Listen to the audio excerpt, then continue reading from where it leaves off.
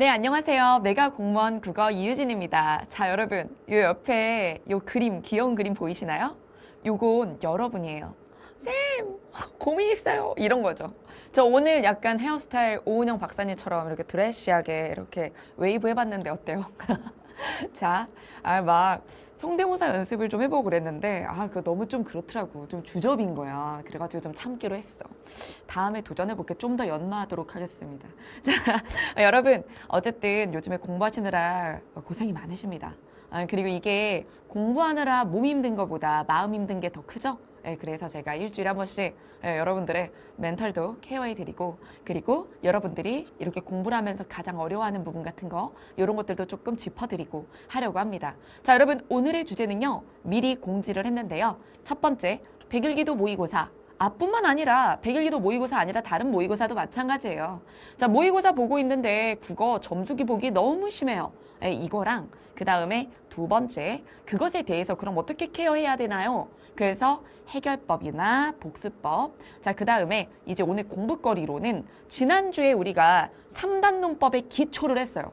사실 이렇게 영어 비밀을 이렇게 스파 특강으로 너무 다 풀면 안 되는데 다른 선생님들이 다른 국어 선생님들이 싫어할 것 같아. 진짜 왜냐면 3단 논법은 그렇게 하면 다 풀리거든. 그래서 결론 도출하는 거랑 생략전제 푸는 것까지 했고, 그리고 오늘은 응용편. 그래서 그것을 약간 응용해서 근데 결국에 3단 논법의 확장형인 거지. 이게 다른 문제 같아요? 근데 결국에 그 말이 그 말입니다. 이래서 응용편 문제를 몇 개 가지고 왔습니다. 자, 그래서 제가 아까 전에 실시간 채팅창에 몇 번 다루겠다라고 미리 말씀드렸는데요. 백일기도 모의고사 시험지를 가지고 있지 않더라도 제가 화면에다가 문제를 띄우고 설명을 해드릴 거기 때문에 사실 눈으로만 보셔도 이해를 할 만한 수업이 될 거라고 생각합니다. 그만큼 천천히 할 거예요. 모의고사 때는 사실 내가 1시간 안에 20문제 해야 되기 때문에 진짜 빠르게 풀어주거든. 그러니까 그거는 논리학 수업을 들었다를 전제로 하는 거고, 국조기 같은 경우는 논리를 진짜 안 배웠다? 이렇게 생각을 하고 제가 이야기를 하도록 할게요. 자, 막 저 귀엽다고 해주시고, 성공했네. 막, MZ들이 귀엽다고 하면 나 진짜 불로장생하는 거 아닌가? 왜 얼마 전에 콘서트에서 아이유가 초등학생들한테 나 사랑해주는 초등학생 여러분 너무 고맙다 그러면서 여러분들이 미래다 막 이랬던 거 있죠.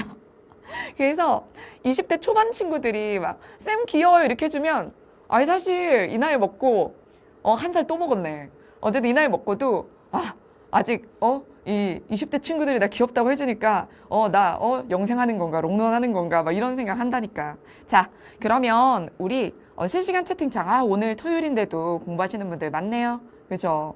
공부하다가 너무 괴로우면 이런 것도 좀 눈팅하고 하는 거지 뭐. 그치? 자, 그래서 그동안 잘 달렸는데 어느 순간부터 무기력해지고 아무것도 못하겠고 그동안 해왔던 루틴을 안 지키고 있어요. 심적으로 너무 힘듭니다. 슬럼프 극복법을 좀 알려주시면 어떨까요? 이거 선정되었습니다. 꽃반지계 소속 공무원님. 사실 오늘 제가 사전 댓글로 미리 준비해온 고민이 있고요. 이렇게 실시간 채팅창에서 제가 또 선정해드리는 질문이 있을 거예요. 그래서 이렇게 제가 사전 댓글에서 선정한 질문과 실시간 채팅창에서 아예 딱 당첨되셨습니다 하시는 분은 제가 백일기도 다음 시즌 이번에 막 출간됐죠. 백일기도 이제 기는 완강을 향해 달려가고 있고요. 승 이제 출간되었습니다. 그래서 백일기도 기가 지금 온라인 서점에서 1위를 점유하고 있고 그 다음에 승이 가파르게 올라가고 있어요. 그래서 승을 보내드리도록 하겠습니다. 자, 그러면 진행해 보도록 하겠습니다. 이거 저 같아요? 이거 나 같아? 그런가? 이렇게 단발머리처럼 해준 것 같은데. 자, 그러면 먼저 사전 댓글 질의응답부터 보도록 할게요. 선생님 안녕하세요. 말씀대로 크게 별표를 치고 넘어가는 연습 계속하고 있어요. 이거 제가 국조기 1주에서 얘기를 해드렸죠. 시간에 못 들어와요. 선생님 저 시간 초과가 너무 심해요. 이게 지난주 주제였거든요. 그래서 모의고사 시간 초과에 대해서 제가 어떻게 하라고 그랬죠? 먼저 1번부터 25번까지 25번이래. 1번부터 20번까지 25분 동안 한 바퀴를 돌리되 다 풀려고 하지 말고 오래 걸릴 것 같다. 고민이 된다. 내가 약점인 유형이다. 그럼 별 치고 넘어가면서 20번까지 먼저 가라 그랬죠. 그래서 25분을 쓴 다음에 별 친 것만 모아서 초과 시간을 써라. 그 다음에 그걸 기록하라 라고 말씀을 드렸어요. 그래서 처음에는 이상하게 넘어가고자 별표를 쳤는데도 별표친 문제에 집착을 하는 제 모습을 발견하고 있었어요. 그래서 꼭 순서대로 풀어야 하는 것도 아닌데요.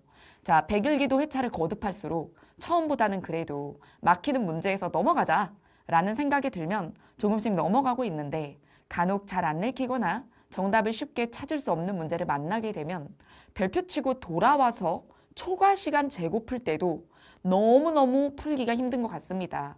이럴 땐 눈에 계속 안 들어오지만 마음을 최대한 진정시키고 천천히 읽는 연습을 계속해야 되는지, 혹시 다른 대처 방법이 있는지, 여러분, 초과 시간에 풀고 있는 문제야.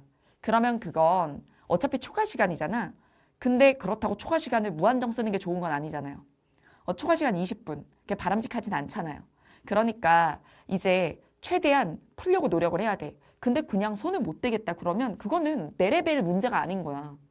그러면 그거는 그 유형 자체, 제재 자체를 내가 왜 못 돌파하는지 생각을 해보되, 그럼 수업을 듣는 거예요. 손을 못 대겠으면 수업을 들어봐. 그러면 내가 지문을 이해를 못한 건지, 아니면 문제 유형을 이해를 못한 건지, 아니면 선지에서 정답 목적을 모른 건지가 나와요. 수업을 들으면 어떻게 푸는지를 보기 때문에. 그러면 그걸 독해 알고리즘 단계로 가면 목차 보면 유형이 다 있잖아. 그러면 그 유형을 찾고 그런 제재를 찾아서 그런 유형, 유사 유형을 다 풀어봐야죠. 그런 식으로 복습을 해줘야 약점이 줄어서 시간도 줄어들고 그리고 초과 시간도 줄어드는 거예요. 아시겠죠? 자, 그래서 이거는 지난주에 북조기를 듣고 실천해 보는데 초과 시간이 심각합니다에 대한 답변을 한 번 더 드린 겁니다. 자, 그 다음에 두 번째 사전 질문 보여드리도록 할게요. 자, 매번 문제 풀 때마다 새롭고 훈련되는 느낌이라 굉장히 잘 배우고 있어요. 다만 문제인 건 점수가 75, 95점을 왔다 갔다 합니다. 바보 같은 자식. 틀리는 문제 유형은 차츰 정해져 있는 것 같은데 누적되니까 보이죠? 여러분, 우리 메가 공무원 들어가면, 성적 입력 시스템 들어가면 거기다가 자신이 계속 매회 입력하면 점수만 나오나? 아니지. 정답률, 선지별 선택률 이런 거 다 나오고, 그 다음에 나의 약점, 유형별로 이렇게 방사형 그래프 나오죠. 거기 찌그러진 데 없어? 그게 면적이 넓어야 내가 골고루 잘하는 거잖아. 근데 어디 안 찌그러지지 않았어? 그게 자기 약점 유형이거든요. 자, 그래서 기출 알고리즘 교재나 독해 알고리즘에 있는 지문들은 내용도 기억나고 답도 기억나서 복습을 해야 될까 싶다는 거죠. 여러분, 내용도 기억나고 답도 기억난다고 해서 복습의 의미가 없을까요? 아니에요. 그때도 틀렸다면 틀렸던 이유, 그걸 보셔야 되거든요. 그래서 내가 모고에서 틀린 유형을 이렇게 집중적으로 훈련하고 싶은데 문제도 없어요, 이런 사람들이 있어요. 아니, 지금까지 푼 문제들 본인이 다 기억한대. 난 그런 사람들 책 가져오라고 해봤을 때 설명해보라고 그러면 설명하는 꼴을 못 봤어.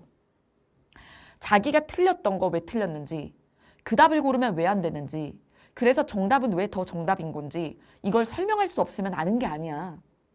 그냥 이 문제 기억난다. 얘가 답이 3번이었지. 그게 내가 이해한 게 아니야. 그냥 그 문제를 외운 거잖아. 그러면 여러분, 그 문제가 똑같이 나올 때만 맞을 수 있는 거예요, 그 상태는.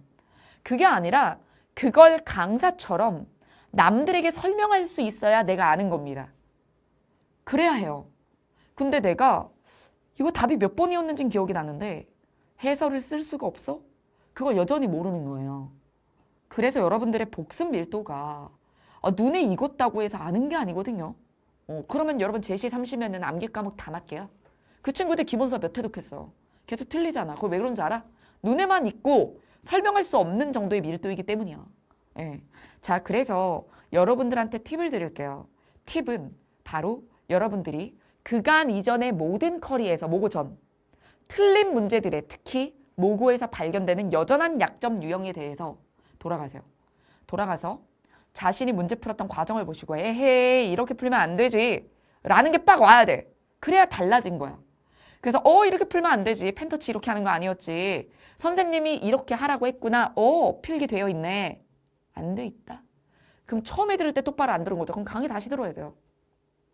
그러면서 내가 이때 2번을 골라서 틀렸구나. 그러면 거기다가 내가 2번을 왜 골랐었나. 기억이 안 날 수도 있어요. 그러면 다행이에요. 그때와 다른 인간이 됐으니까요. 근데 지금은 막 정답만 보여. 정답만 답으로 보여. 그러면은 개선된 거야. 근데 역시나 또 2번이 매력적이야. 그러면 2번을 내가 매력적이라고 느끼는 이유를 적어. 그 다음에 그거를 자가 반박해야 돼. 이거는 수능생도 그렇고 모두 다 그래. 언어로 보는 모든 과목은 그런 거야. 문해력은. 그래서 내가 틀린 걸 왜 틀렸냐를 적으라고 했더니 막 다 이러고 있어. 지문을 꼼꼼하게 읽지 않았다. 막 이런 걸 적어. 아니 누가 반성문을 쓰랬어. 그게 아니라 2번을 왜 골랐냐고. 그러니까 자기가 틀릴 때 무슨 생각을 하고 틀렸는지를 적으라고. 난 이걸 이렇다고 생각하였다. 지문의 이 부분이 이 부분이라고 생각했다. 그 다음에 자가 반박을 해야지. 다시 읽어보니까 지문의 이 부분에 조사를 빠뜨려 읽었구나. 라든가 이 말은 보니까 대우가 아니라 여기였구만. 이런 걸 적어야 되는 거죠. 그리고 그렇게 하고 나서 어떻게 해야 돼? 정답인 이유 해설도 적어보셔야 돼요. 적는 걸 싫어하더라? 그럼 적는 게 너무 싫으면 녹음해. 말로 설명할 수 있나 해봐. 적는 게 싫으면 말로 설명할 수 있나 해봐. 근데 머릿속으로 굴리는 거? 그거 아는 거 아니야. 안다고 착각하는 거야. 그 느낌이야. 안다고 착각을 한다고. 자, 그러면 실시간 채팅창 좀 볼게요. 여러분 이런 건 실시간 채팅창에서 부르는 거를 다 당첨을 해드릴 순 없고 제가 아까 전처럼 다뤄드릴게요 라고 한 것만 얘기하는 거예요. 자, 그러면 여기서 이제 막 여러분들 반응 볼까요? 그렇지. 내가 왜 오답 골랐는지 적어보라고. 그렇죠. 펜터치가 점점 닮아가고 있어요? 그치. 잘하고 있어요. 그리고 막 펜터치를 하는 게 힘들어서 하기 싫으니까 그거 의미 없다. 막 이러면서 자의하는 애들이 있어요. 그런 애들한테 휘둘리지 마세요. 왜? 걔네 힘들어서 그러는 거야, 하기가. 힘든 걸 안 하려고 회피하는 거거든. 근데 그럼 왜 힘들까? 엉뚱하게 읽으니까요. 원래부터 잘 글쓴이의 의도대로 글을 읽어주고 있는 사람들은 그렇게 힘들지 않아요. 펜터치가 힘들다는 것 자체가 글을 잘못 읽고 있는 거거든요. 근데 익숙하지 않을 수는 있죠. 근데 그건 금방 익숙해져요. 근데 고통스러울 정도다? 그러면 그건 원래 잘못 읽고 있는 거라서 반드시 해야 돼요.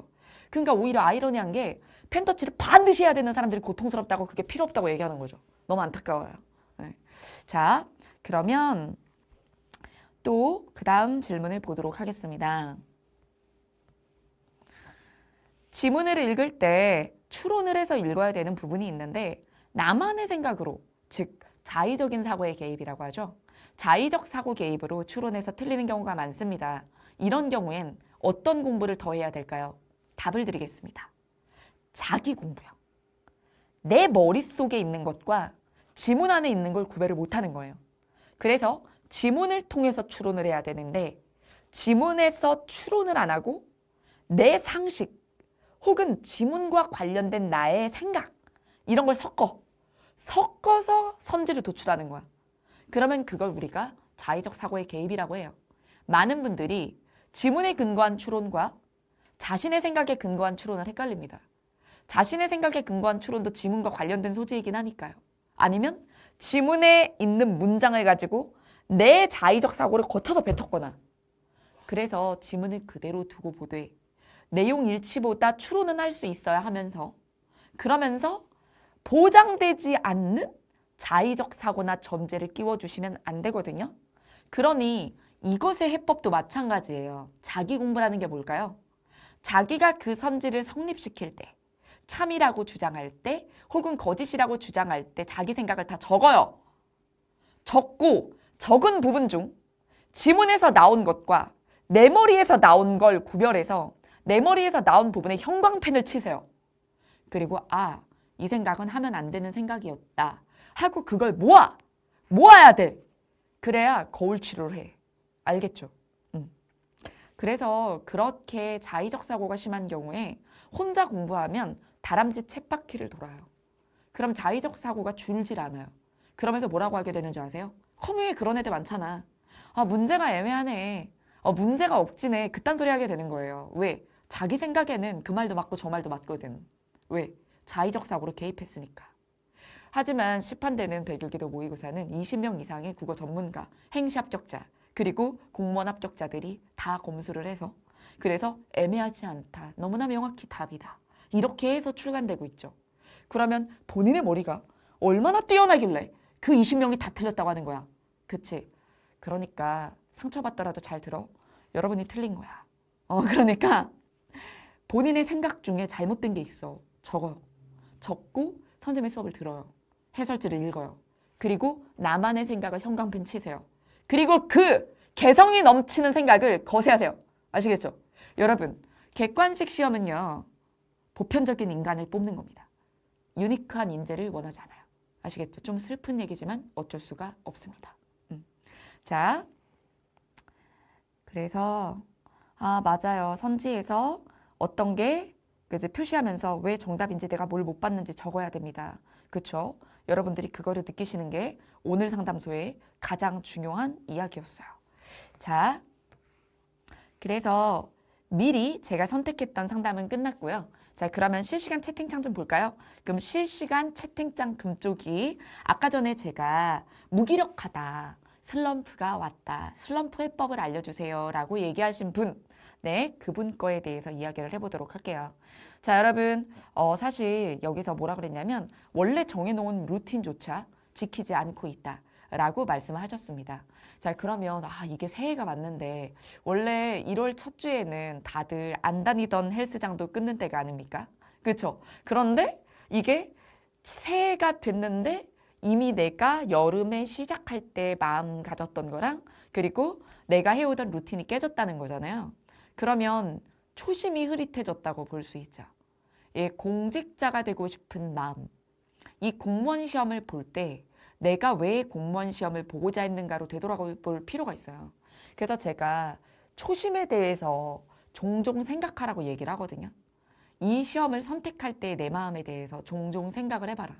그리고 그때 생각이 틀렸더냐. 그러면 이런 얘기 하는 사람들이 있어요. 이렇게 힘들 줄 몰랐어요. 자, 그러면 그 다음 질문이 이거예요. 이렇게 힘들 줄 알았다면 안 했을까, 도전을? 그러면 네, 이렇게 힘들 줄 알았으면 저는 도전을 안 했을 것 같은데 지금 반년한 게 너무 아까워서 하는 거예요.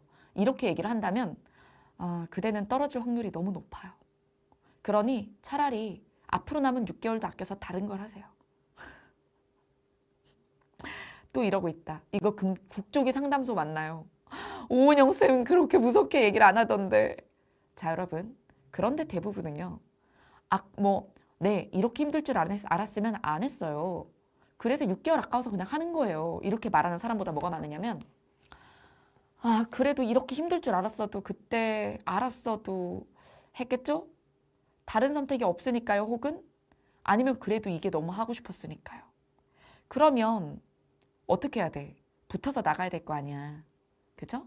그래서 저는 이 얘기를 하고 싶어요. 슬럼프에 대한 해법은요. 사실 이게 어떨 땐 스트레스가 되지만요. 떨어졌을 때에 대한 두려움을 가지셔야죠. 네. 이게 공부를 열심히 하는 사람들한텐 떨어졌을 때의 두려움을 미리 가져서 공부에 방해를 받지 말라고 저도 얘기를 해요. 너 지금 잘하고 있어. 그러니까 떨어질까 봐 무서워하지 말고 공부에만 매진을 해. 이렇게 얘기를 해주지만 기본적으로 루틴이 깨졌다. 게을러지고 있다. 무기력하다라고 얘기를 했을 땐 사실 떨어졌을 때의 두려움도 상대하셔야 됩니다. 과거의 초심이 날 일으키지 못하면요. 그럼 미래의 암울함이 날 일으켜야죠. 지금보다 더 불행해지고 싶진 않잖아요. 그죠? 그런데 지금 그런 식으로 살면 1000% 더 불행해지거든요. 네. 그러니까 불행에 대한 좀 두려움을 가지셔야 돼. 인생이 좀 무서워야지. 네. 근데 이렇게 살아도 그닥 큰일이 벌어지지 않는다라고 생각한다면 인생이 진짜 너무 길어. 큰일은 언젠가 벌어져, 그렇게 살면. 그죠? 그러니까 잠깐 게으른 건 그럴 수도 있지. 근데 슬럼프가 길어지는 건 그냥 정말 대책이 없는 거야. 그게 다 누적 계산이 되거든? 그죠? 합격률을 계속 낮추고 있어. 1시간 1시간 매일매일 하루하루 합격률이 낮아진다고 생각하면 돼. 본인 합격률이. 그죠? 그러니까 정신을 차려야 돼. 자, 그 다음에 처음 시작했을 때 마음가짐 적어두는 것이 좋습니다. 맞습니다. 그 다음에 주 3회 100일 기도를 하면서 논리가 약해서 논리 강화학과 딥러닝을 병행하고 있습니다. 병행하세요. 예, 괜찮아요. 지금 매일 모의고사를 봐야 되는 그렇지 않다고 볼 수 있습니다. 자기가 전체 유형 다 하고 전체 컬이 다 타서 사실 이제 약점 찾을 때다. 약점 찾기만 남았다 그러면 모고만 해도 되지. 그러면서 약점 케어하면 되는데 그냥 번연히 내가 안 한 게 있어. 그러면 모고는 뭐 주3이라고 원래 그냥 아예 아직 안 한 거 그거 먼저 하는 것도 괜찮아요. 자, 그 다음 이 얘기도 하고 싶어요. 근데 저의 쓴소리로도 제가 이게 이 무기력이 극복이 안 됩니다. 그러면 운동하세요. 네. 왜냐하면 운동하는 시간은 죽는 시간이 아니에요. 없어지는 시간이 아닙니다. 그래서 육체적으로 고된 걸 선택하세요. 심리적으로 힘들면. 선생님 제가 심리적으로 너무 힘들어서 공부를 못하겠어요. 그러면 육체적으로 힘든 걸 선택해. 운동. 운동을 지금 해두면 그러면 나중에 마음이 잡혔을 때 그 체력을 곶감 빼먹듯이 쓸 수가 있거든. 그런데 마음이 힘들어서 공부를 못하겠고 운동도 못하겠어요 라고 하면 병원에 가야 돼. 알겠죠? 진짜 농담이 아니고 그건 병원에 가야 돼. 근데 병원까지 갈 정도는 아닌 것 같아요. 그건 게으른 거야 그냥. 그렇죠? 근데 게으른 사람은 경쟁으로 얻는 자리를 얻을 수 없어. 그거는 당연한 섭리야. 많은 사람들이 하고 싶은 걸 게으른 자가 어떻게 가져. 그렇잖아요. 못 가져야지. 그게 정의롭지 않아? 그렇죠? 그게 정의야. 게으른 사람이 못 붙어야 정의라고. 난 그렇게 생각해. 자, 그 다음 네, 실시간 채팅창 그만할까요? 난 망했어. 국조기 상담소는 내가 생각했을 때 망했어. 이거 이름 바꿔야 돼. 이거 뭐라고 바꿔야 돼? 여러분 오늘 이름 받을게요. 국조기 상담소 이거 이름 바꿔야 돼. 내가 봤을 때. 혀처리 상담소? 나 근데 그거 혀처리 이미지 벗어야 되는데. 근데 여러분 진짜 이게 나이 먹으니까 개꼰대가 돼가지고 내가. 근데 어른들 말이 틀린 게 하나도 없더라고요. 저도 어릴 땐 그랬어요. 지금 내 인생도 중요한 거 아니냐. 내가 언제 뒤질지 어떻게 아냐. 지금 나의 행복도 행복인데. 근데 왜 미래를 위해서 나의 지금의 행복을 보류해야 되냐. 막 이런 얘기 나도 다 했다. 그리고 나 지금 그때 나한테 만약에 내가 진짜 메시지 한 줄 보낼 수 있잖아? 그럼 야 이 미친년아 정신 차려 이렇게 보낼 거야. 진짜로.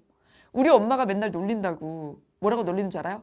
야, 너 지금 수업 준비하듯이 공부했으면 서울대를 갔겠다. 막 이러시나. 그러니까 이게 그거 알아요? 한 살이라도 어릴 때 노력하는 게 배수의 노력의 결과값이야. 내가 어릴 때 좀 더 열심히 했으면 지금 얼마나 그 덕을 받겠어. 그치? 학벌 덕도 보고 말이야. 그러니까 더 2배, 3배 노력을 해야 날 믿게 할 수 있다. 서울대 나온 사람 있고 내가 있는 거야. 그러면 나는 수업을 3배 잘해야 돼. 내 교재가 막 5배 좋아야 돼. 그래야 되는 거야. 진짜 개 힘들어. 그러니까 내가 경험자잖아. 맨날 그래가지고 난 진짜 입증하는 삶을 살아왔다고. 정말. 자, 그래서 여러분들이 지금 한 살이라도 어릴 때 나중에 몇 년 더 있다 이거 재도전하고 싶어? 그쵸? 그때는 나이 먹으면 IQ도 살살 떨어져. 그러니까 한 살이라도 어릴 때 열심히 해. 자, 그러면 오늘 이제 공부거리 시작해 볼까요? 자, 오늘 너무 했는데. 자, 3단 논법 응용편 시작해 보도록 하겠습니다. 제가 시간 잠깐 드릴게요. 자, 시험지 준비해 보세요. 1회입니다. 자, 시험지 없으셔도 이렇게 문제 띄워드리니까 들으실 수 있어요. 나 고등학교 때 공부 잘하지 않았냐고? 나는 이제 중학교 때까지는 잘했어. 늘 전교권이었는데. 근데 고등학교 때 우리 땐 비평준이었거든요. 그래서 지역 명문고를 갔어요. 그때 우리 학교가 어느 정도로 잘하는 학교였냐면 그때 서울대를 한 해에 15명씩 보내고 연고대 한 4, 50명씩 보내는 학교였거든요. 그러니까 잘하는 학교였어. 그래가지고 그때 경기도에 좋은 학교가 몇 개 있는데 뭐 안양고, 부천여고, 부천고 이런 데들이 좀 좋았어. 그리고 또 뭐 어디야 광명의 진성고, 그리고 또 그때 저 때 동산고가 생겼거든요. 안산 동산고. 그래서 제가 동산고를 갈까 하다가 부천여고를 갔어요. 어쨌든 그런 명문이라는 데가 존재할 때였어요. 그래가지고 그래도 중학교 때는 전교권에 있다가 거기를 갔더니 딱 반에서 15등을 하더라고 처음에. 잘하는 애들이니까. 근데 지금 생각하잖아. 그럼 그때 반에서 15등 하는 거 유지만 했어도 있잖아. 연고대를 가거든. 그거에서 조금만 더 노력을 했어도. 조금만 더 노력을 했어도. 근데 반에서 처음에 고등학교 1학년 때 너무 명문고를 가니까 10몇 등을 하니까 너무 쇼크 먹은 거예요. 전교도 아니고. 그래가지고 너무 쇼크 먹어가지고 그때 생각했죠. 쇼크 먹어서 아이씨 안해 이게 아니라 뭐라고 생각을 했냐면 되게 합리적으로 생각했다. 내가 잘하는 것들 중 공부를 제일 잘하는 것도 아니고 난 그림이나 글을 잘 썼단 말이야. 그래가지고 내가 그러는 것도 아니고 사실 그럼 이렇게 세상에 공부 잘하는 사람이 이렇게 많은데 근데 내가 공부를 이 세상이랑 승부를 볼 수가 있나? 막 이렇게 생각을 한 거야 10대 때. 그렇게 생각을 해서 제가 그땐 그림을 좀 했어요. 나 이거 인강에서 얘기한 적 없는데 제가 그림을 좀 잘 그렸습니다. 부천 국제만화 페스티벌이 그때 시작을 했는데 청소년부 1회 금상이 저예요. 안 어울리지? 내가 기안 84처럼 유진 84가 될 수도 있었던 건데. 그래서 이제 청소년 만화 페스티벌 같은데 전국구에서 제가 금상 타고 그랬거든요. 그걸로 홍대를 갈 수 있었어요. 장관상이었거든요. 근데 홍대 미대 갈 수 있었는데 근데 또 뭐 또 그림을 그리면 먹고 살기 어렵다. 그래가지고 또 미대를 안 가고 그리고 제가 막 글이나 이런 걸로도 입상을 되게 많이 했어요. 그래서 막 영화 하겠다고 국문과 간 거야. 영화 시나리오 작가 되겠다고. 그러니까 인생은 그냥 혼란이야. 근데 내가 내가 이렇게 공부를 가르치고 살 수 있을지 내가 어떻게 알았겠어? 몰랐다니까? 자, 그래서 나는 약간 공부를 잘하다가 에이! 이걸로는 못 먹고 살겠구만! 막 이러면서 중간에 놨다가 그래서 막 그림 그립네, 글 쓴네 막 이러다가 그러다가 이제 대학교는 그닥 뭐 빼어난 대학교를 못 갔죠. 예, 근데 그러고 나서 이제 나름 저는 이제 아르바이트로 과외도 하고 학원 일도 하고 하다 보니까 이게 적성에 맞아. 이게 적성에 맞는 거야. 그리고 우리 엄마 아빠가 내가 그런 알바를 자꾸 하니까 너 임용고시 봐라 그래가지고 교직이수 하고 이러다가 이렇게 된 건데. 예, 그치? 그래서 인생은 원래 다 계획적으로 뜻대로 사는 건 아니에요. 근데 다행히 너무 잘 맞아. 재미있어. 재미있고 근데 참 이상한 게요. 고등학교 땐 내가 이게 되게 소질이 있다라는 확신을 못 가지고 그러다 보니까 재미가 없었던 것 같아 공부가. 근데 대학교 가서 내가 재미있는 공부를 내가 좋아하는 전공을 하니까 너무 재밌는 거야. 그래서 공부의 재미를 대학교 가서 알았어요. 그러니까 맞는 전공을 만나는 게 얼마나 중요한지 그때 제가 알았죠. 자, 어쨌든 그래서 저는 공부 재밌다를 되게 늦게 안 사람이고요. 그리고 가르치면서 더 재미를 느꼈고 그리고 그러다 보니 이제 가르치면서 연구를 많이 했죠. 가르치면서 연구를 많이 하고 그래서 이제 여기까지 온 정말 노력형. 진짜 학벌덕은 요만큼도 못 본. 아마 저 정도 인지도 있는 강사 중에 제가 근데 그땐 우리 학교 그때 지금보다는 더 좋았어. 지금 후배들이 들으면 서운할 수 있는데 제가 그때 동대, 건대, 숙대를 다 붙고 숙대를 갔거든요. 이해할 수 없을걸? 동대 신방과, 건대 국문과, 숙대 국문과를 다 붙고 숙대 국문에 갔어요. 지금 생각하면 왜 그랬을까라는 생각이 없지 아니하지만 근데 나는 그때 우리 학교가 좋았어. 자, 우리 학교 좋았고 근데 이제 약간 여대 이미지나 혹은 여대 점수가 예전 같진 않아졌죠. 좀 그런 건 좀 아쉬운 면입니다. 좀 더 경쟁력을 가지다. 우리 후배들아, 모교 사랑한다. 알았지? 경쟁력을 가져보자. 자, 어쨌든 그렇습니다. 자, 근데 이제 동대 신방과 갔으면 나는 술 먹고 빨리 죽었을 거야. 그런 생각이 들어. 자, 어쨌든 그렇습니다. 그냥 열심히 해가지고 한예종을 갔어야 되는데, 막 이렇게. 그러면 또 여러분들을 못 만났겠지? 자, 내가 진짜 인강에서 이렇게까지 솔직하게 내 옛날 얘기를 한 적이 없는 것 같다. 어쨌든 내 어린 날도 카오스라 이거지. 그러니까 여러분, 이렇게 20대까지는 헤맬 수 있어. 근데 나 봐. 20대 초반까지도 영화 한다고 막 찍고 돌아다니고 어디 내고 막 그러고 다녔어. 근데 적성에 맞는 걸 되게 늦게 찾을 수 있고 그리고 나중에라도 열심히 하면 되는 거야. 다만 고생을 한다고. 나처럼 노력했으면 진짜 벌써 훨씬 더 대성했어야 되는데 이제서 좀 알아주잖아. 내 노력을. 그러니까 조금 한 살이라도 어릴 때 열심히 하라고 이렇게 잔소리가 길어졌어요. 자, 그럼 우리 빨리 논리하자. 자, 우리 논리 보도록 하겠습니다. 자, 1회 5번입니다. 자, 여러분 이게 왜 3단 논법 응용편인가요? 자, 우리 먼저 식부터 써보도록 할게요. 여러분 여기서 병이 미술관에 가지 않는다면 갑과 을은 미술관에 갈 거야 라고 했어. 자, 그러면 자, 여기서 낫병 이렇게 병이 미술관에 안 가면 갑과 을은 엔드로 가죠? 그쵸? 이렇게 식을 쓰고요. 을은 근데 미술관에 안 갔어. 여러분 이건 조건 명제가 아니라 확언 진술입니다. 자, 그럼 우리가 여기서 뭘 할 수 있냐면요. 을이 안 간다며 그러면 아까 전에 첫째로 써놓은 명제에 후건이 부정되는 걸 알 수 있어요. 을이 안 가! 이렇게. 근데 후건이 and잖아. 을이 안 같잖아? 그럼 병도 어떻게? X. 근데 낫병이 X인 거죠? 그러면 병이 안 가지 않았으니까 이중부정 해봐요. 병이 간 거야. 그죠? 자, 그러면 그 말을 듣고 그럼 정은 미술관에 가겠네라는 결론을 내렸으니까 A가 그럼 이 사이에 들어갈 말은 뭐냐? 그래서 병이 갔다면 정이 간다는 걸 너도 알고 있구나 라고 말하게 되는 거죠. 여러분 이건 선지를 대입하는 게 아닙니다. 가다반이 나오셔야 돼요.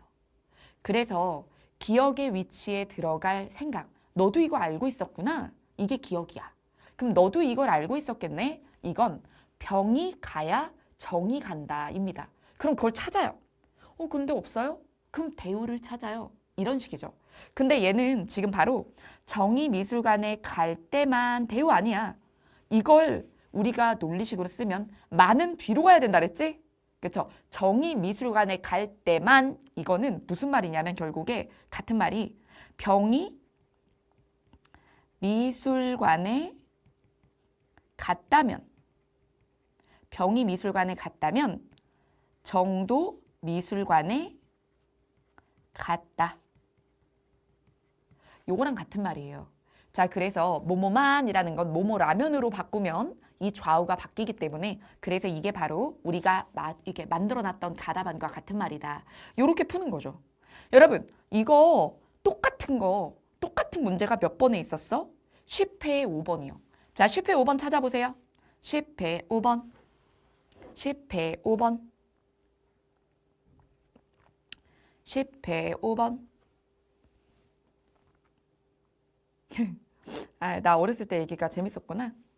나는 그래가지고 어렸을 때 고등학교 때는 하고 싶은 공부만 했어. 그림 그리고 나는 그때는 수학은 재밌어가지고 수학은 다 맞았어. 근데 국어는 그냥 어렸을 때 책을 좋아했던 거고 끔찍하게 싫어했던 게 영어지. 으악! 막 영어 으악! 막 이러면서 막 돈을 많이 벌어서 영어 잘하는 사람을 사서 쓰겠다 막 이러고 그냥 또라이였다니까. 자, 그다음 자 10회 5번 볼게요. 자, 여기서 다음 중 기억에 들어갈 말입니다. 자, 그러면 A 갑이 감기에 걸렸다면 을과 정. 자, 그래서 이렇게 쓰고 정은 근데 감기에 걸리지 않았어. 이걸 아까 뭐라 그랬어요? 확언 진술. 자, 그다음 그럼 병은 감기에 걸렸겠네 라는 결론을 냈어. 아, 그러면 이 얘기를 듣고 이 결론을 낸다니 너는 뭔가 알고 있구나. 기억을 알고 있구나. 자, 그러면 여기서 정이 걸리지 않았다는 걸 듣고 그럼 병이 걸렸네 라고 했으니 그 사이에 뭐가 들어가야 할까? 그래서 첫째 전제를 써먹는 거예요. 낫 정이야. 그러면 후건 부정이 돼. 후건 부정이 되니까 전건이 부정되죠. 이걸 후건 부정의 규칙이라고 합니다. 자, 그러면 갑이 감기에 걸리지 않았다는 거죠. 그러면 여기 들어갈 말은 갑이 감기에 걸리지 않았다면 병이 걸리는구나. 그래서 이게 가다반이야. 찾았더니 없어. 그럼 대우를 만들어요. 여러분 대우를 만들었더니 1번에 있네요. 그렇죠? 이렇게 푸시면 됩니다. 그래서 여러분 몇 번 같은 말? 자, 1회에 5번, 그 다음 10회에 5번은 동일한 문제입니다. 자, 그 다음 우리 1회 20번 보도록 할게요. 1회 20번. 우리 엄마 그러겠다. 어렸을 때 공부하는 게 뭐 자랑이라고, 어릴 때 방황했던 게 뭐 자랑이라고 그거를 얘기하고 있니? 그러면서 아이 정신 차리고 나중에 열심히 하면 돼.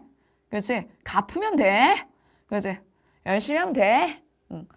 그리고 우리 후배들 언니 동대 안 가고 숙대 갔다? 그치? 그러니까 자신감을 가져. 알았지? 자, 동대 오르막이 너무 심하더라. 그치? 합격증을 그때는 가서 5% 받았거든. 가서 받으러 가는 날 그때 하필이면 막 눈이 왔어. 근데 동대 오르막을 기어 오르면서 그날 멋부리느라고 막 구두를 신고 갔는데 동대는 못 다니겠다 쉬 이러고서 딱 근데 숙대를 갔더니 언니들이 너무 예쁜 거야. 내리막에서 이렇게 내려오는데 구두 신고 막 이렇게 내려오는데 여기 좀 분위기가 좋다 이러면서 갔어. 자, 그다음에 자, 여기서 이제 1회 20번 다음 논증이 성립하기 위해 추가로 필요한 전제는 자, 여러분 이렇게 말로 되어 있을 땐 나누어서 논증으로 만드는 게 중요해. 자, 그럼 해볼까요? 지구에서 유전자가 발생할 확률보다 자, 지구의 외부인 우주에서 유전자가 발생할 확률이 훨씬 크대요. 근데 이걸 보고 당황했을 거야. 아, 지금까지 명제 논리를 배울 때 무엇보다 무엇이 크다 같은 어떤 비교적 발언에 대해서 명제로 만드는 거는 못 봤는데 이럴 수 있어요. 그럼 걱정하지 마. 일단 둬.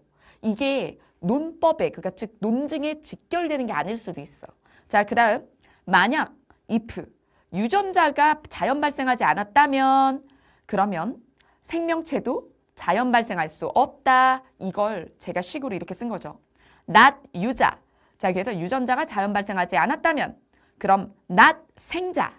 not 그래서 생명체도 자연 발생할 수 없다. 이렇게 써. 그 다음 따라서니까 그럼 그러므로 유자. 유전자는 자연 발생했다. 근데 이 사이에 뭐가 있는 거죠? 추가돼야 될 전제가 있는 거죠. 그죠? 자, 그리고 맨 첫 문장과 맨 뒷문장은 사실 논증에 들어가는 문장은 아니었어요. 자, 그러면 뭘 넣으면 될까요? 지금 if not 유자라면 not 생자다에서 유자가 나오려면 후건을 부정해 주셔야 됩니다. 후건을 부정해야 모두 될 테니까요. 전건이 부정돼서 유자가 나올 거 아닙니까? 자, 그러면 후건인 not 생자를 부정하는 게 뭐예요? 생자! 그치? 그래야 not이 부정되죠. 자, 그래서 생명체는 자연 발생했다가 쏙 들어가면 되는 겁니다. 자, 됐죠? 자, 왜 이제 이해되지? 그때 문제 풀 때 이해가 안 됐는데. 그렇다니까. 천천히 하면 안 되는 건 없어. 그죠? 자, 그러면 우리 7회 19번 보도록 하겠습니다. 7회 19번 찾아보세요. 자, 여러분 이게요. 뭐랑 똑같은 문제인지 아세요? 이게 예시평가 1회에 이거 맨날 질문하잖아. 예시평가 1차 20번에 문학, 자연, 예술이었나? 문학, 자연, 예술 걔랑 똑같은 구조야. 단어만 바꿨어. 자, 그러면 그거 풀어보도록 할게요.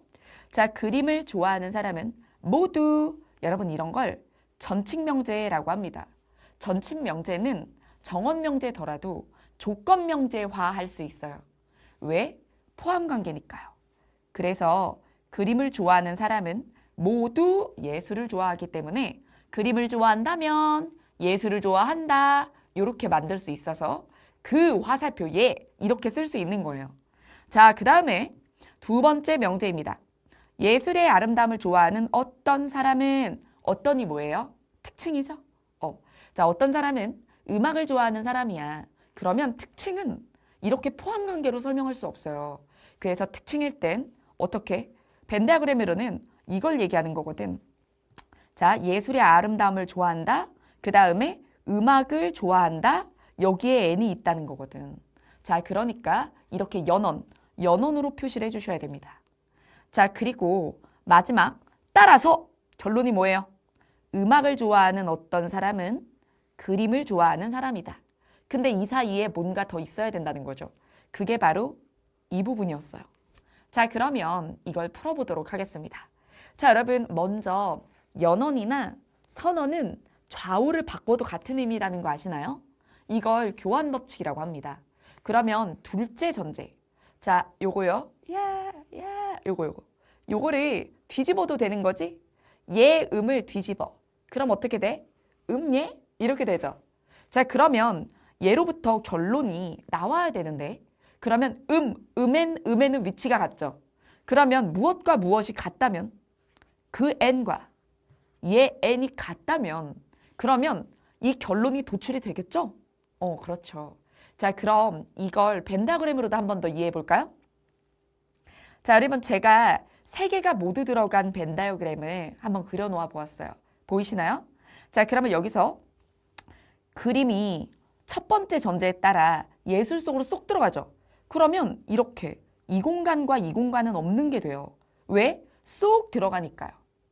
자, 그래서 그림을 좋아하면 모두 다 예술을 좋아하기 때문에 자, 예술을 좋아하면서 그러니까 그림을 좋아하면서 예술을 안 좋아하는 이쪽은 없습니다. 그래서 제가 X를 쳐놨어요. 이 면적에는 아무것도 없어. 자, 그 다음에 두 번째 전제에서 뭐라 그랬어? 예술과 음악을 동시에 좋아하는 애가 있다 그랬잖아. 그러면 그건 저 럭비공이 돼요. 제가 럭비공 떠났죠? 이 럭비공이 뭐라고? 예술 N, 음악애니야. 근데 결론이 뭐가 나왔어? 요게 나왔지. 삼각형. 요 부분. 여기. 그럼 여기만 남으려면 뭘 빼야 돼? 밑에 제가 파란색으로 빼놨죠. 여길 빼야 되잖아. 그래야 삼각형만 남지, 럭비공에서. 자, 여러분. 럭비공에서 얘만 남아야 되잖아. 그럼 얘 빼야 될 거 아니야. 그럼 어떻게 하면 얘가 빠지겠어? 누가 누구 속으로 쏙 들어가면 돼? 예술도 그림 속으로 쏙 들어가면 되지. 그러면 이쪽 없고 이쪽 없어지잖아. 그죠?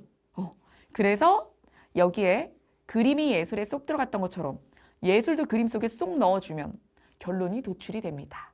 그래서 답안. 예술을 좋아하는 사람들은 모두 그림을 좋아한다. 그렇게 되면 그림과 예술의 관계가 필요충분. 그림과 예술이 같아져요. 같아지면서 이것도 같아지는 거지. 그래서 같으면 좋겠다 그랬지? 얘랑 얘랑? 얘랑 얘랑? 자, 이렇게 푸는 거예요. 자, 그래서 여러분 예시평가 1차 20번도 지금 한번 복습해 보세요. 자, 그 다음 마지막 문제입니다. 자, 마지막 문제 5회 19번 볼게요. 5회 19번. 와, 질문이 그냥 엄청 많이 나왔어. 5회 19번. 필기가 조금 잘리니까 제가 옮겨드릴게요. 자, 문제 보도록 하겠습니다. 조금 이따 넘겨서 보여드릴게요. 다음 글의 밑줄 친 결론을 이끌어내기 위해 추가해야 될 전제로 옳지 않은 것은 이라고 했어요. 여러분, 이 문제가 어려웠던 이유. 옳은 전제를 고르는 게 아니라 들어갈 수 없는 전제를 고르는 거였어요. 그럼 선생님, 그러면 저 논증에는 여러 개의 전제가 가능하다는 얘기인가요? 네. 들어갈 수 없는 애가 존재한 거죠. 우리가 들어갈 수 없는 애 하나를 고르는 거야. 그럼 일단 문제의 목표부터 관찰을 하셨어야 돼요. 자, 그래서 내용을 보면 여행가 A씨가 5개 이하 국가로, 그러니까 6개는 안 갈 거야. 그죠? 근데 후보 국가가 6개잖아요. 그러면 이해하셔야죠. 6개 중에 하나는 안 가야 됩니다. 하나 이상을 안 가야 되는 거예요. 그쵸? 6개 다 못 가요. 여기서 안 가는 국가가 있어야 되는 겁니다. 근데 뭐 2개 가거나 3개 가거나 이건 괜찮아요. 그러니까 적어도 하나 이상의 국가를 안 가야 돼요, 여기서. 나머지 가고. 자, 그 다음 A씨는 다음과 같은 내용을 고려하여 이 6개 국가 중 독일에 안 가기로 했습니다. 자, 그러면 독일 말고 다른 곳도 더 안 갈지 모르겠으나 독일을 안 가겠다라고 결론을 내린 거야. 그래서 여러분 여기 식에서 낫 독일을 결론에 뒀어요. 그러므로 낫 독일. 자, 그러면 이때 밑에 보면 영국은 꼭 가겠대. 영국엔 꼭 간다. 영국엔 꼭 가. 그 다음 네덜란드에 방문하지 않거나 이탈리아에 방문하지 않을 경우 옆에 식 써놨죠. 그땐 독일에 가지 않겠답니다. 자, 그러면 결론이 독일에 가지 않는다였잖아요. 그러면 네덜란드에 안 가거나 이탈리아에 안 간다는 얘기는 너무나 당연히, 그치? 낫독이 도출되는 경우죠. 자, 그러면 자, 여러분 여기서 이제 요 대우가 필요한 건 조금 있다고요. 요걸 그대로 두고 검정색으로 쓴 필기만 두고 선지 1번을 볼게요. 들어가도 되는지 안 되는지 보겠습니다. 여러분 이거는요 가다만 내는 게 아니죠. 왜죠?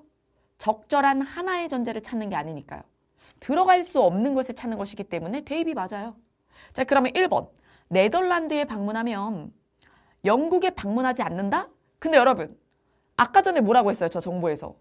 영국에는 반드시 가겠다면서요. 그러면 1번을 대우로 만드셔야 됩니다. 이걸 가지고 이런 사람들이 있어. 선생님, 얘 영국 간다고 했는데 영국에 방문하지 않겠다고 했으니까 틀린 말 아닌가요? 여러분, if잖아. 네덜란드에 방문하면 영국에 안 간다는 거지. 그럼 이 말은 뭐야? 영국에 반드시 간다면 네덜란드를 못 가는 거야. 이 얘기지. 언제 영국을 안 간댔어. 여러분, 이 문장 자체를 잘못 읽는 사람들이 있다고. 그거는 이제 논리를 아예 안 배웠다고 봐야지. 여러분, 그래서 1번을 보면 네덜란드에 방문할 경우 영국에 방문하지 않는다란 말은 영국에 안 가겠다는 게 아니에요. 영국에 간다면 여기 영국 가는 건 정해졌잖아. 영국에 가면 네덜란드 못 간다는 얘기죠. 그러면 여러분 네덜란드 못 가면 어떻게 되죠? 둘째 전제 보세요. 네덜란드 못 가면 독일 못 가요. 그럼 결론 나왔죠. 1번 됩니다. 독일 못 가니까요. 자, 그 다음 이런 식인 게 하나 더 있어요. 자, 4번 보세요. 영국에 방문한다면 이탈리아에 방문하지 않는다고 했어요. 자, 그러면 영국엔 간다 그랬죠? 그럼 이탈리아에 못 가요. 이탈리아에 못 가면 독일 못 갑니다. 그렇죠? 그러니까 바로 결론 나왔죠. 그래서 1번과 4번은 쉽게 영국에 간다는 걸 근거로 네덜란드나 이탈리아를 안 가면 독일을 못 간다는 결론이 나와요. 그러니 1, 4번은 추가될 수 있는 전제가 맞습니다. 자, 그 다음에 2번, 4번이 남죠. 2번, 3번이 남죠. 자, 그러면 2번, 3번을 볼게요. 자, 2번. 이탈리아에 방문할 경우. 그 다음 3번. 이탈리아에 방문할 경우입니다. 둘 다 이탈리아 방문할 경우죠. 자, 그러면 이거 이탈리아와 독일의 관계를 봐야 되거든요. 그래서 제가 어떻게 해놨어요? 이렇게 대우를 한번 만들어 놓았습니다. 이거 독일을 가는 상황을 만들어 보는 거거든요. 왜일까요? 여러분, 결론이 낫독일이잖아요. 근데 2번이나 3번을 대입했을 때 독일을 가도 된다면 결론이 안 나오죠. 네. 그러니까 독일에 가도 되는 정황을 만드는 선지가 답이 되는 거예요. 자, 그러면 2번에 맞춰서 읽어볼까요? 이탈리아에 가. 그러면 이탈리아에 가면 영국도 갔지. 영국 가기로 했잖아. 영국 가고 이탈리아 가요. 그리고 프랑스는 안 간대. 그러면 독일을 간다고 가정합니다. 가정해야 돼, 이거는. 독일을 가고 네덜란드와 이탈리아 다 가겠죠. 저 대우를 보면.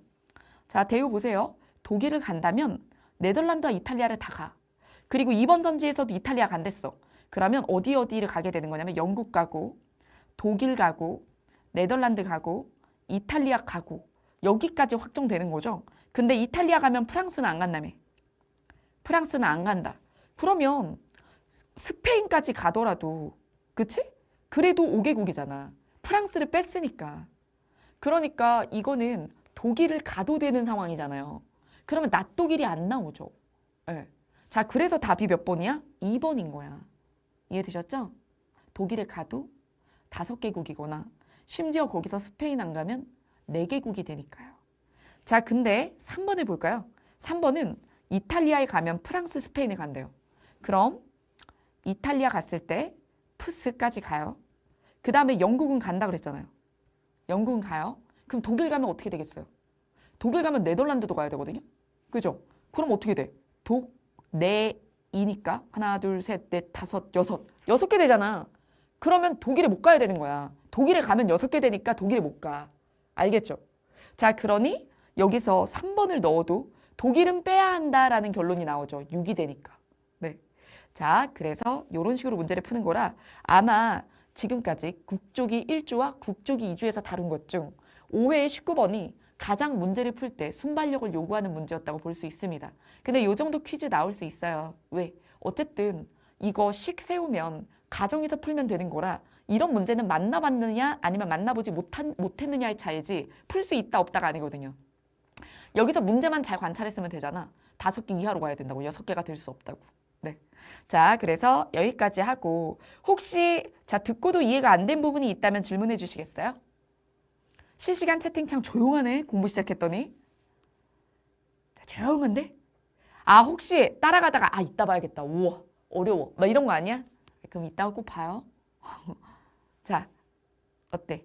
근데 여기서 지금 제가 설명할 때 후권부정이라는 말이라든가 대우를 만든 과정이 이해가 안 된다면 이제 논리에 대한 기초식을 모르는 거라 그거는 논리에 대한 수업이 필요합니다. 그래서 논리에 대해서 최대한 짧고 빠르게 하고 싶어요. 그러면 제가 유튜브에 메가공무원에 시험이 원하는 논리하고 시험이 원하는 논리와 비판하고 2개를 올려놨어요. 그거 듣고 그 다음에 논리 강화 약화 하시면 돼요.